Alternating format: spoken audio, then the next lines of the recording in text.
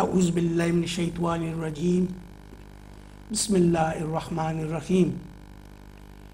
میرے معزز خواتین و حضرات، السلام علیکم ورحمۃ اللہ وبرکاتہ۔ برٹش اسلامک لا پروگرام میں خوش آمدید اینڈ اے ویری ویلکم۔ خواتین و حضرات، میں ہوں قیوم داد، آج آپ کا اس پروگرام کا ہوسٹ۔ یہ جو پروگرام ہے یہ ایک کمیونٹی پروگرام ہے، ایک ایجوکیشنل پروگرام ہے، ایک انفارمیشن پروگرام ہے جو آپ کے لیے یہاں امہ چینل نے آپ کو ایک پلیٹ فارم دی ہے کہ جو ہے کہ آپ کے پاس کوئی قرآن اور حدیث کی سلسلے میں کوئی اگر آپ کو سوالات کرنے ہیں، ہمارے جو عالم دین ہیں ان سے کوئی جواب چاہیے، آپ کو انفارمیشن چاہیے، تو آپ بڑی خوشی سے ہمارے ساتھ رابطہ قائم کر سکتے ہیں اور ہم سے بات کر سکتے ہیں۔ آپ کی جو بھی الجھنیں ہیں وہ انشاءاللہ اس پروگرام میں دور ہو جائیں گی۔ ہماری ہمیشہ یہی کوشش رہتی ہے کہ جو آپ کے سوالات ہیں ان کی جو ہے کہ ہم جواب دیں اور سیٹسفیکشن آپ کو ہو جائے اس کی۔ خواتین و حضرات، یہ جو پروگرام ہے یہ پروگرام ایک فیکچول پروگرام ہے جو صرف قرآن اور حدیث میں ہم جو انفارمیشن دیتے ہیں، اور ہماری جو روزانہ زندگی ہے اس پہ یہ ہے، جیسے آپ کی پیدائش ہے، بزنس ہے، ولز ہے، اور ڈیورسز ہے، موت ہے، اور یہ جو ہے کہ جو زندگی میں ہماری جتنی بھی مشکلیں آتی ہیں یہ اس پہ ہے، کیونکہ اگر آپ کو کوئی بھی اس سلسلے میں انفارمیشن چاہیے تو ہمارے ساتھ ضرور بات کریں۔ خواتین و حضرات، پروگرام کی آغاز ہو چکی ہے۔ ہمارے جو آج کے اسپیشل مہمان ہیں ان کے ساتھ آپ کا تعارف کرنے سے پہلے میں یہ آپ کو جو ہے کہ انفارمیشن دینا چاہتا ہوں کہ ہمارا کانٹیکٹ نمبر ہے 01254277370۔ یہ ہمارا بڑا سمپل سا نمبر ہے۔ اگر آپ کو ہمارے ساتھ بات کرنی ہے، کوئی انفارمیشن آپ کو دینی سلسلے میں چاہیے تو ہمارے ساتھ ضرور رابطہ قائم کریں۔ خواتین و حضرات، یہ ہے کہ یہ جو ہمارا پروگرام ریگولر آتا ہے یہ صرف ہم اردو میں نہیں کرتے، یعنی کہ اگر آپ کو انگلش میں اگر آپ کو انفارمیشن چاہیے ہمارے ساتھ ضرور انگلش میں بھی بات کریں، پنجابی میں بات کریں، اور الحمدللہ ہم پوری کوشش کر آپ کو جو ہے کہ وہ انفارمیشن دیں گے۔ What we would like to do is just to update you that this particular program is an information program, it is educational program, and we talk about deen issues in regards to the Quran and Hadith of Nabi Pak sallallahu alaihi wasallam, and any information that you require or you have any burning issues that you feel that you want answers for, and have the confidence to actually ring us up, pick that phone up, let your fingers do the dialing and talk to us, and our Alim Deen will obviously give you as much information as possible. Without wasting any further time, I would like to introduce our guest today. ہمارے جو آج کے مہمان ہیں وہ کسی تعریف کے محتاج نہیں ہیں۔ الحمدللہ وہ ایک انتہائی قابل احترام عالم دین ہیں جو اپنا بڑا قیمتی وقت نکال کر یہاں اس پروگرام میں آتے ہیں اور آپ کو اور مجھے وہ اچھی ایک دینی انفارمیشن دیتے ہیں۔ میں بات کر رہا ہوں ہمارے اپنے علامہ خورشید عالم صابری صاحب۔ خوش آمدید and welcome to the program صاحب۔ بہت شکریہ، جزاکم اللہ۔ جزاک اللہ۔ آپ کی طبیعت کیسی ہے؟ الحمدللہ۔ جزاک اللہ۔ میں واپس آتا ہوں۔ خواتین و حضرات، ویسے تو ہمارے جو ہے کہ ٹاپکس مختلف ہوتے ہیں زندگی کے سلسلے میں، میں یہ پروگرام بڑا فلیکسیبل رکھنا چاہتا ہوں، اور اس میں یہ ہے کہ اگر آپ کو کچھ سوالات کرنے ہیں تو بڑے خوشی سے ہمارے ساتھ بات کریں۔ میں ویسے شروعات کرنا چاہتا ہوں کہ جو ہمارے ماں باپ ہیں، بہن بھائی ہیں، آپ کے جو اور عزیز ہیں، آپ کے پڑوسی ہیں، چھوٹے ہیں بڑے ہیں، ان کا یہ جو احترام ہے وہ کتنا ہی ضروری ہے، کیونکہ یہ جو احترام ہے اس میں جو ہے کہ ہمارے نبی پاک صلی اللہ علیہ وسلم اور اللہ سبحانہ تعالیٰ بھی بڑے خوش ہیں کہ اگر آپ جو ہے کہ احترام بڑوں کا کریں۔ میں علامہ صاحب سے یہ کہنا چاہتا ہوں کہ اس میں تھوڑی سی روشنی ڈالیں کہ یہ جو احترام ہے یہ کتنا ضروری ہے ہمارے دین میں۔ جی علامہ صاحب۔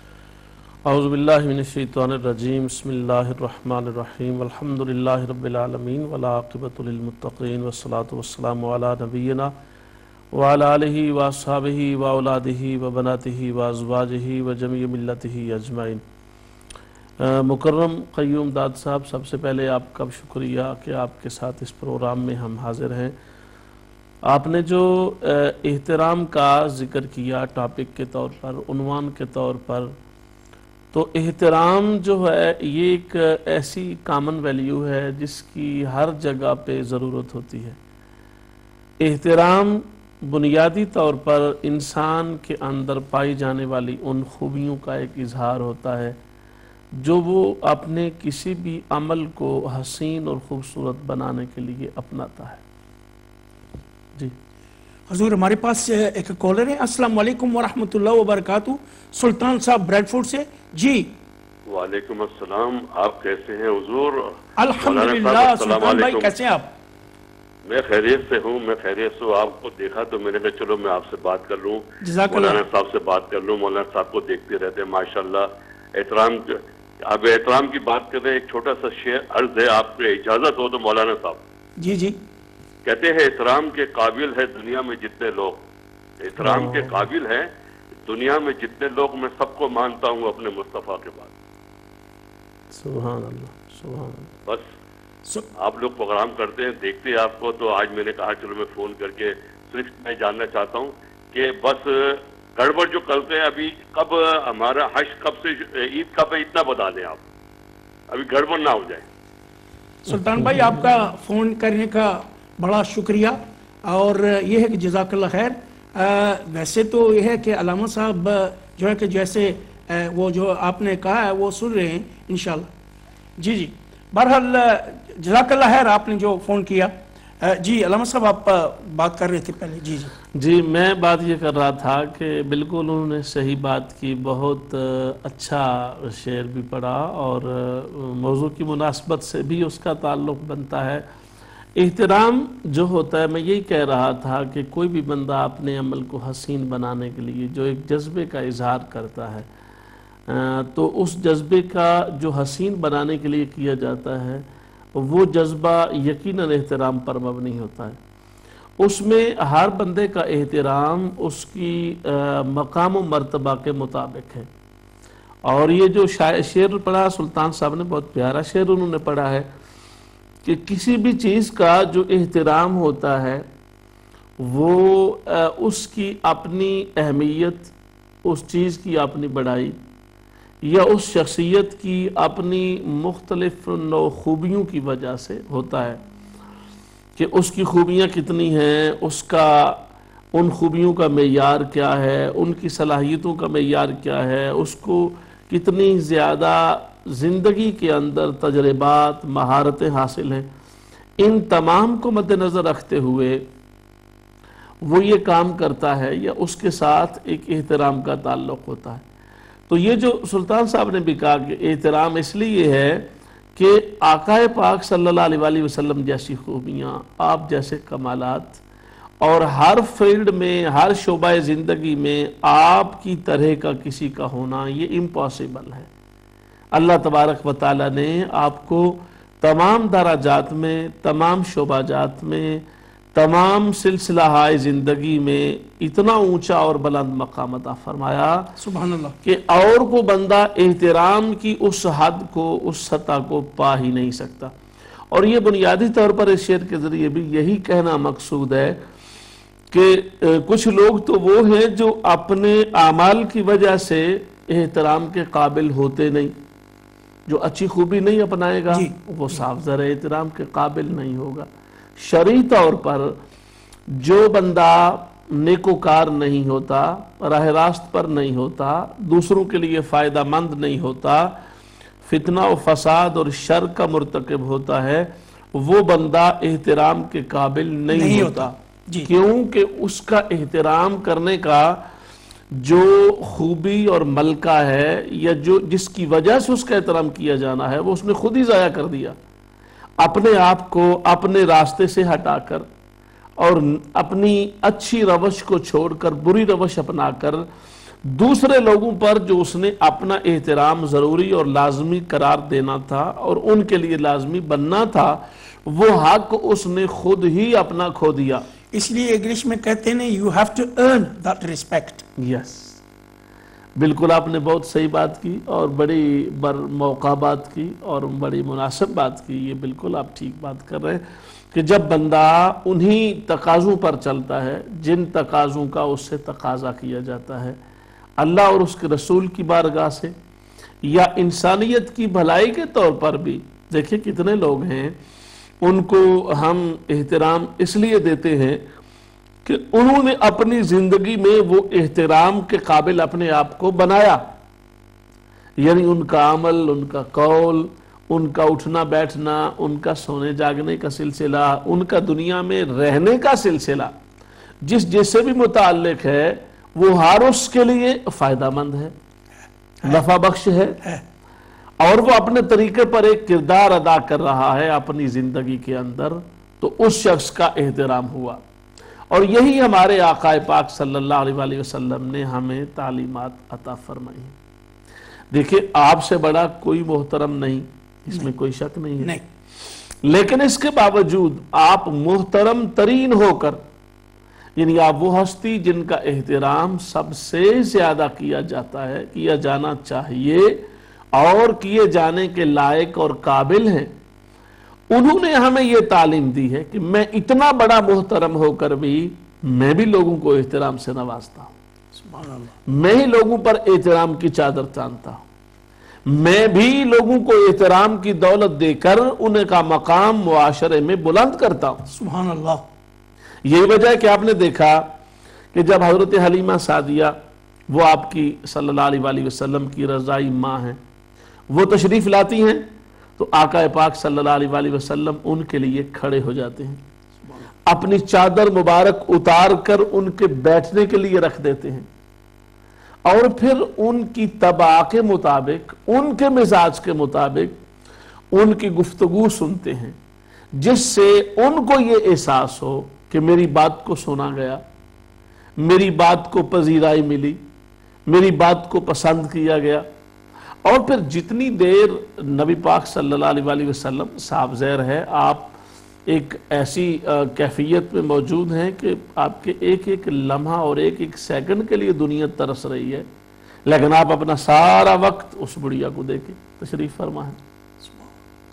صحابہ کرام رضوان اللہ علیہ اجمعین کہتے ہیں جب وہ بڑھیا چلی گئی تو ہم نے کہا حضور یہ ایک سادہ کپڑوں میں ملبوس خاتون تشریف فرما ہوئی اور ان کے ساتھ آپ اتنی دیر بہوے گفتگو رہے، اور ان کی گفتگو بھی کوئی ایسی نہیں تھی کہ جو آپ کے لیے بہت بڑا اس معنی میں، یعنی اس کی معنویت کے طور پر یا اس کے بولنے کے الفاظ کے چناؤ کے طور پر، وہ ایک سادہ سی گفتگو تھی، ویری کامن قسم کی، جی ہاں، لیکن آپ نے اس کو اتنی اہمیت سے سنا، اتنا وقت دیا اور اپنے آپ کو اس کے ساتھ متعلق رکھا، تو یہ کیا بات ہے؟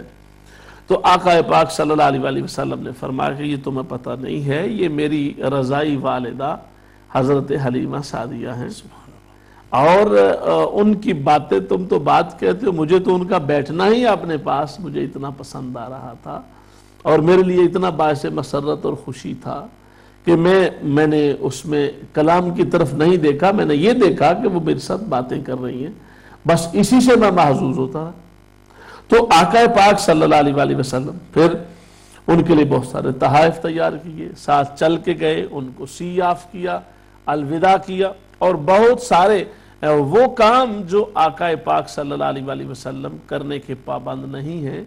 عام روٹین میں دیکھا جائے تو جو کم درجہ میں ہوتا ہے وہ بڑے درجے والے کو یہ ریسپیکٹ دیتا ہے. عام طور پہ ہماری زندگی میں ایسا ہوتا ہے، لیکن نبی پاک صلی اللہ علیہ وسلم نے یہ بتایا، اور یہ کائنات کے واحد لیڈر اور رہنما ہیں ہمارے آقا پاک صلی اللہ علیہ وسلم، جنہوں نے احترام کے تقاضے بدل دیے، احترام کے معیار بدل دیے، سبحان اللہ، احترام کے حوالے کی کیفیات کو بدل دیا کہ آپ کن کو احترام دو گے.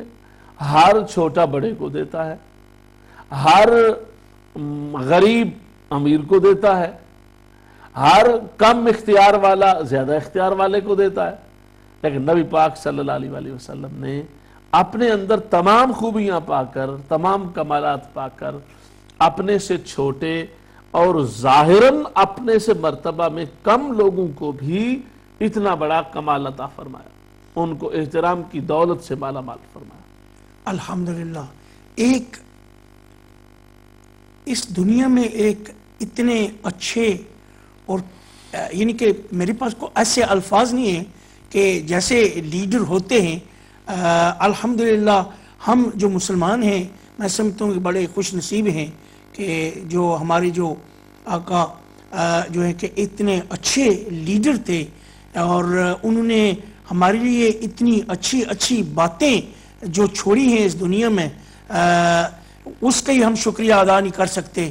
اور یہ جیسے آپ بتلا رہے ہیں احترام کا، بات تو بالکل چھوٹی ہے مگر یہ بہت بڑی بات ہے کہ یعنی کہ جیسے انگلش میں کہتے تھے نا، میں نے کہا کہ you have to earn respect.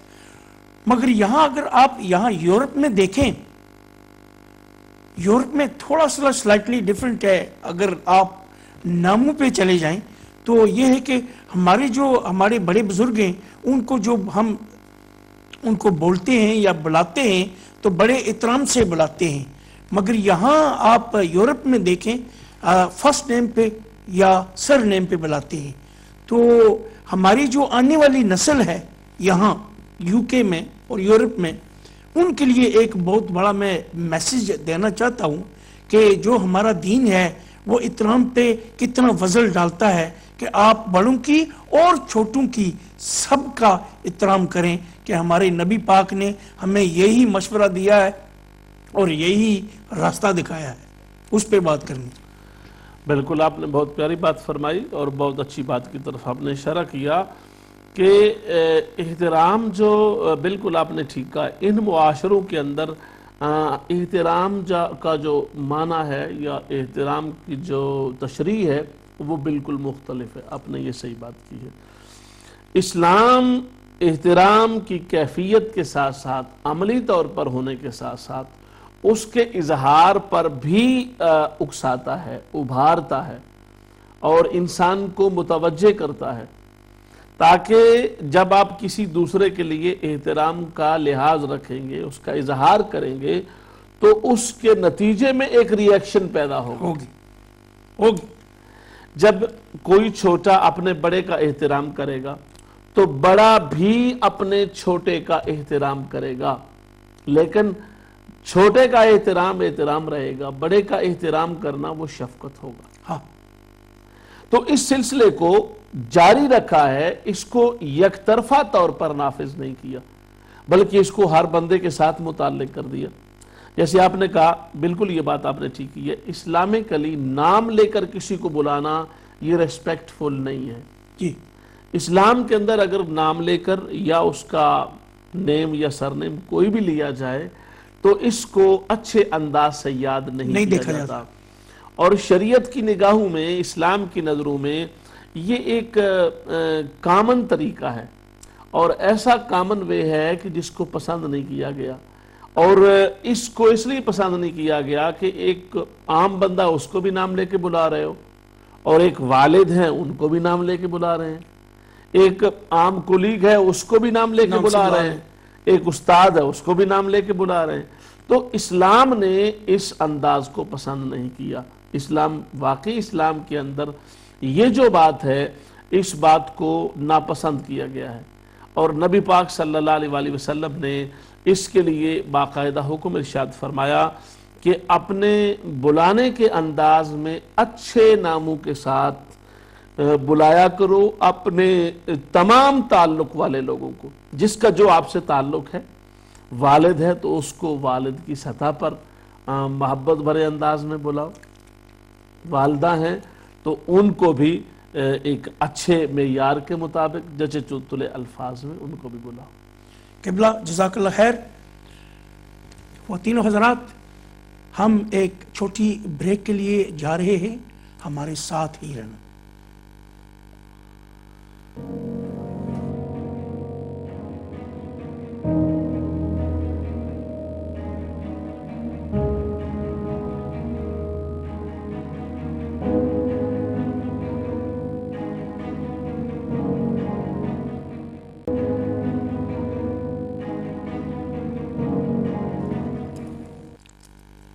Bismillah ar-Rahman ar-Rahim.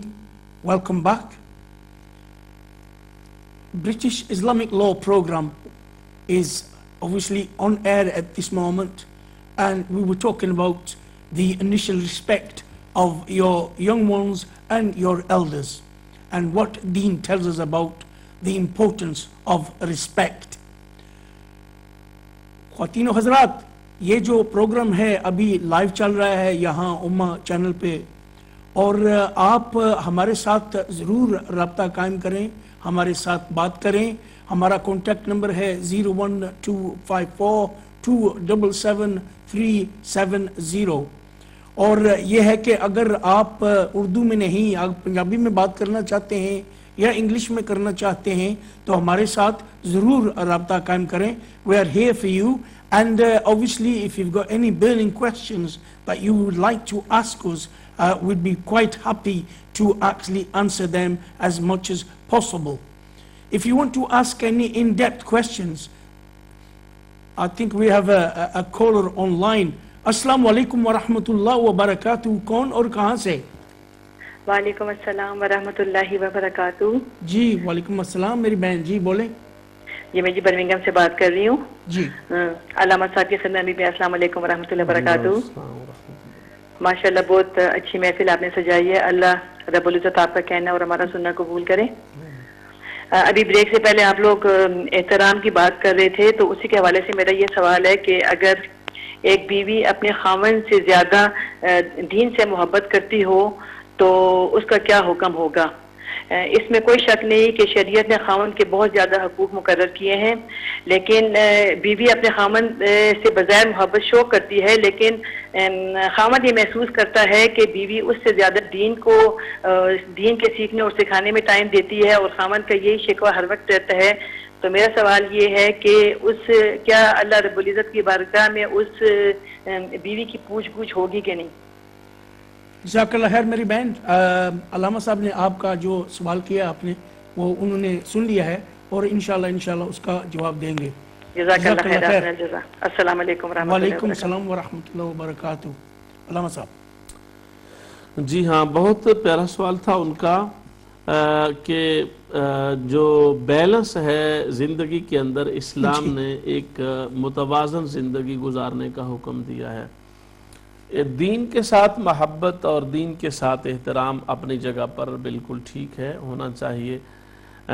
اب دونوں باتیں، ایک طرف تو یہ ہے کہ اگر مثال کے طور پہ ایک خاتون ہے، وہ اپنا جتنا وقت ان کا گھر میں ہوتا ہے اس میں سے 90% وقت وہ دین کے لیے خرچ کر دیتی ہیں، تو یہ بھی ایک غیر متوازن سلسلہ ہے.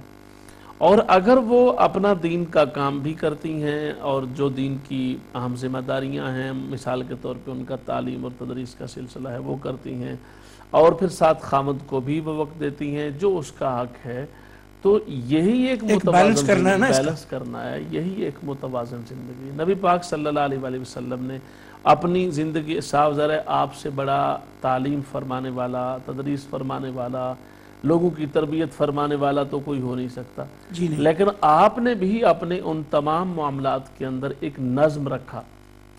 جب آج ہم دیکھتے ہیں نبی پاک صلی اللہ علیہ وسلم کی سیرت مطہرہ کو، تو ہمیں یہ بات بڑی واضح طور پہ نظر آتی ہے کہ آپ نے اپنے اوقات کو باقاعدہ تقسیم کیا ہوا تھا، اور اس وقت تقسیم کی تھی ٹائم کی جب اس طرح کا کوئی شیڈول سسٹم یا آرگنائزڈ سسٹم یا ٹائمنگ کو اس طریقے سے منتخب کرنا، چوز کرنا، پھر ترتیب دینا، پھر اس کا ٹائم ٹیبل بنانا، جب اس کا کوئی تصور بھی نہیں تھا.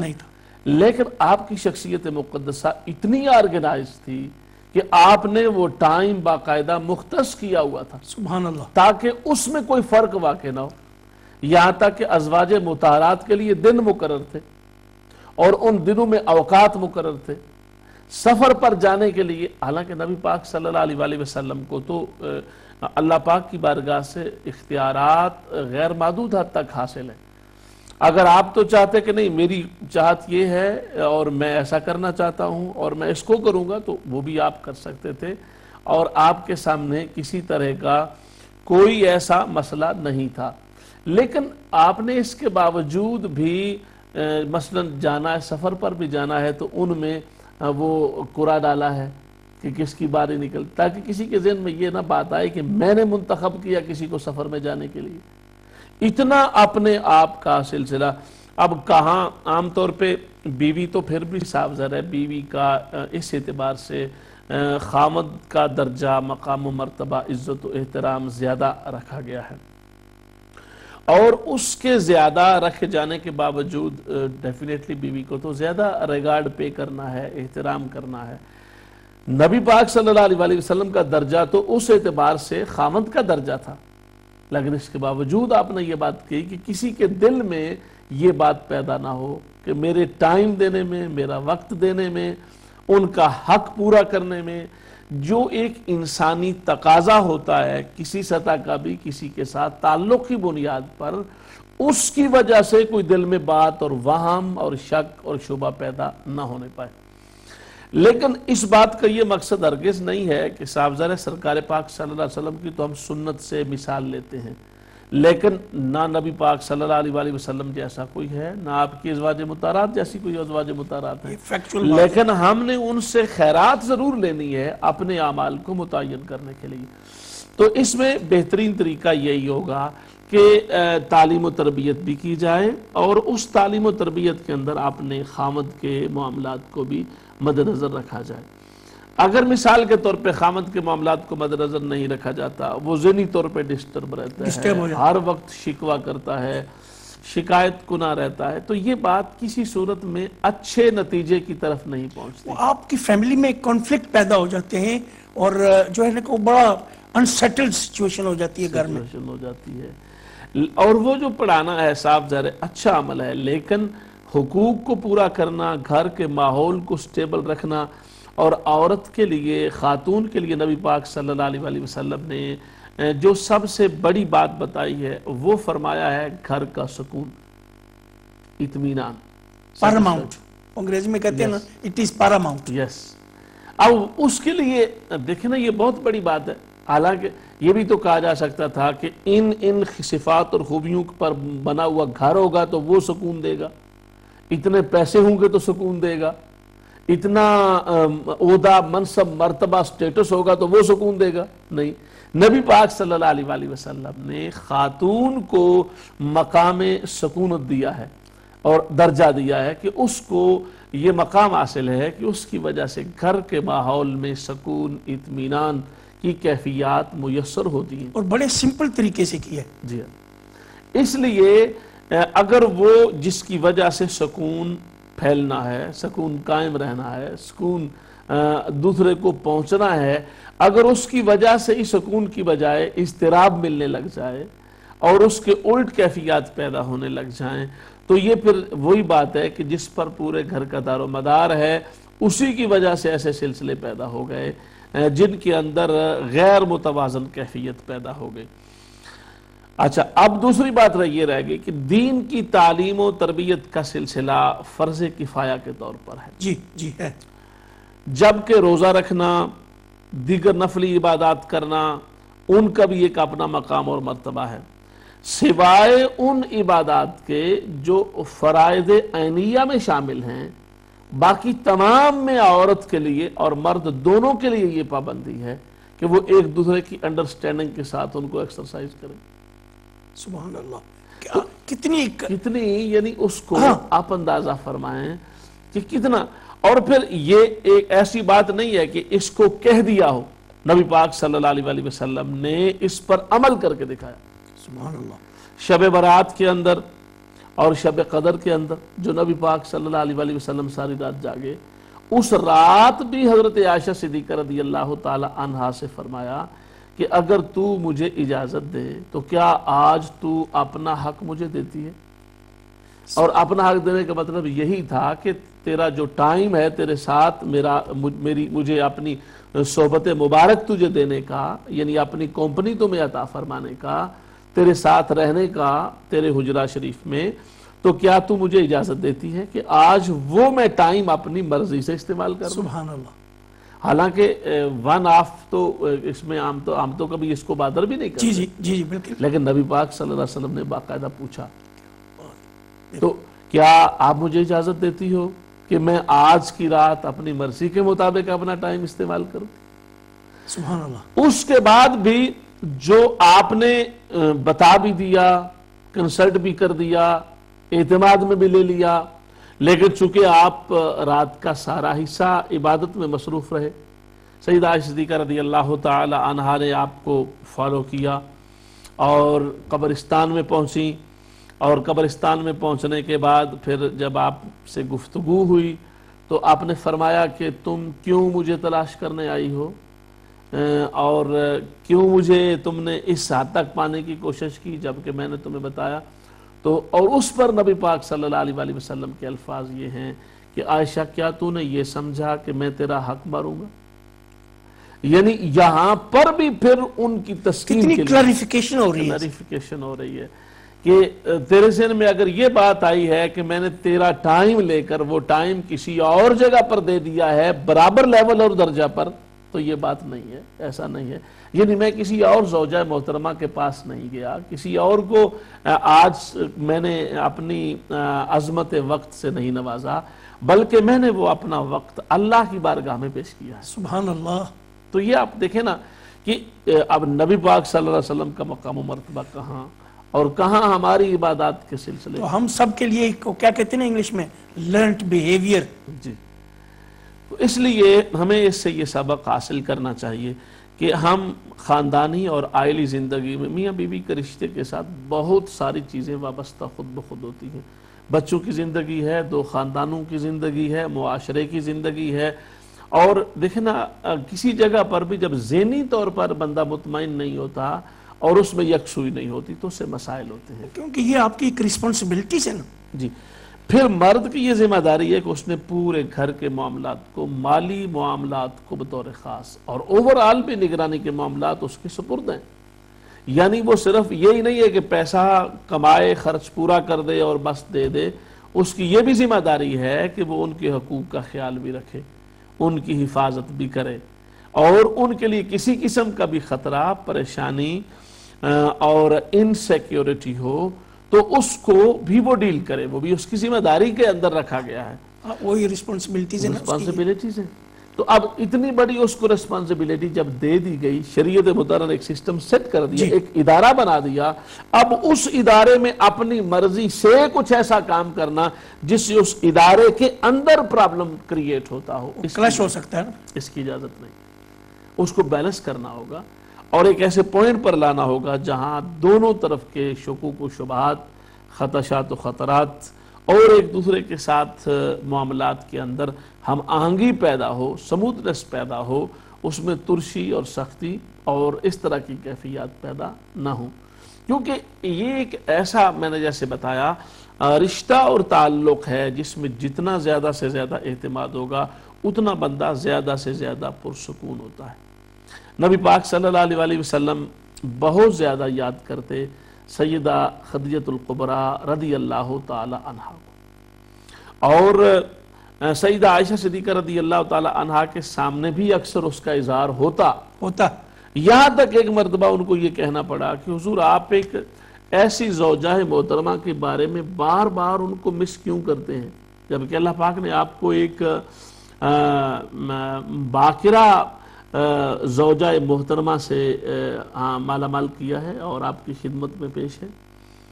تو اس پر آپ نے جو بات فرمائی، آپ نے فرمایا کہ تم بات صحیح کر رہی ہو، لیکن ان کا جو میرے ساتھ مزاج شناسی کا تعلق تھا، ان کا جو ایک میرے ساتھ ہم آہنگی کا تعلق تھا، اور میرے چہرے کو پڑھ کر میرے معاملات کو سمجھ جانا، میرے چہرے کو دیکھ کر میرے اندر چھپی ہوئی بات کو جان لینا، میرے چہرے کی زیارت کر کے جو میرے دل کی خواہش ہو کہ ایسا خدیجہ آگے سے بولے وہ بول دینا، سبحان اللہ، اور اتنا خیال رکھنا کہ جتنا شاید کوئی نہیں رکھ سکتا۔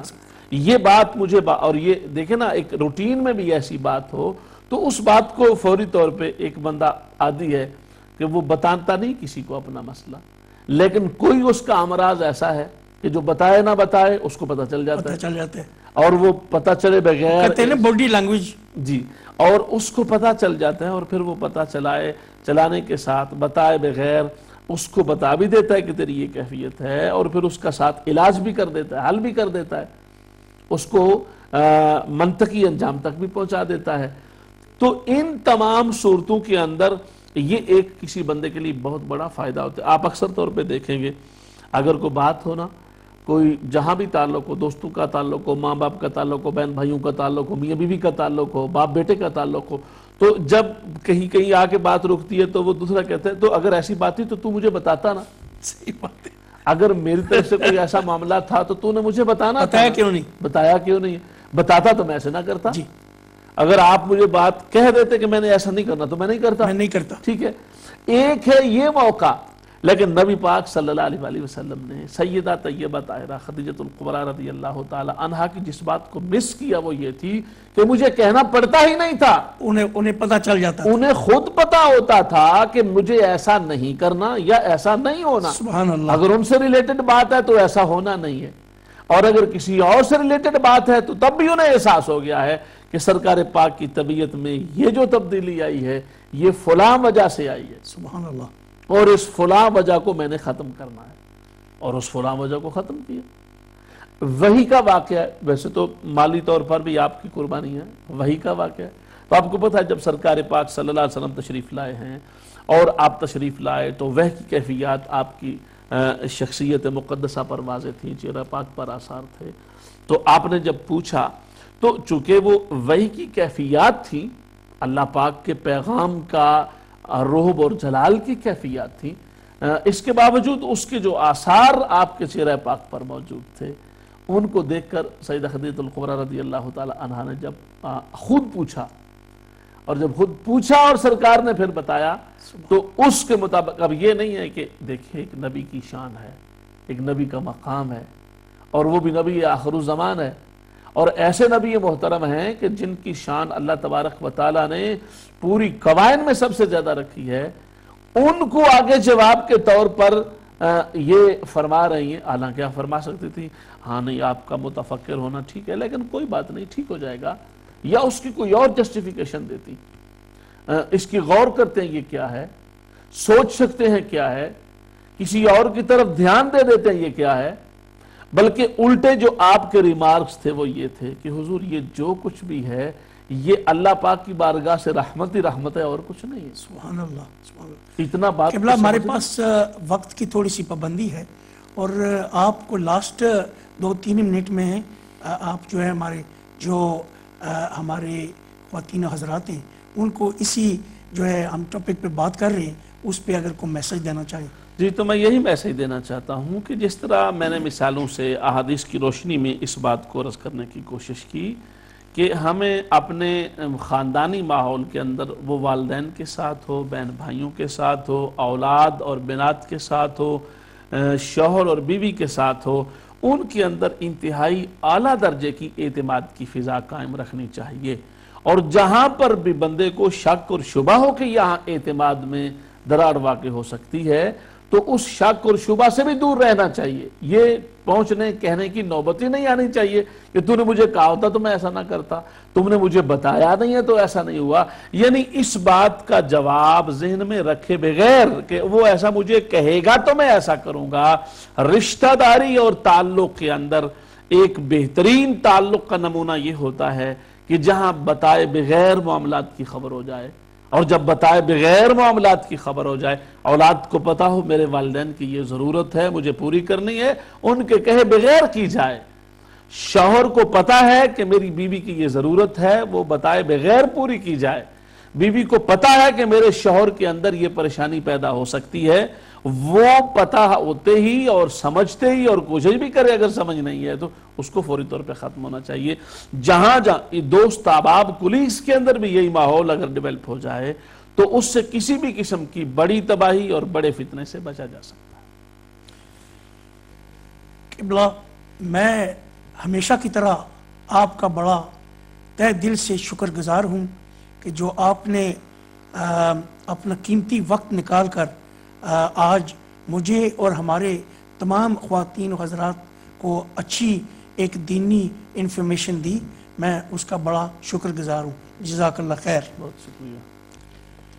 خواتین و حضرات، میں آپ کا بھی بڑا شکر گزار ہوں کہ جو آپ نے اپنا قیمتی وقت نکال کر ہمارا یہ پروگرام دیکھا اور سنا.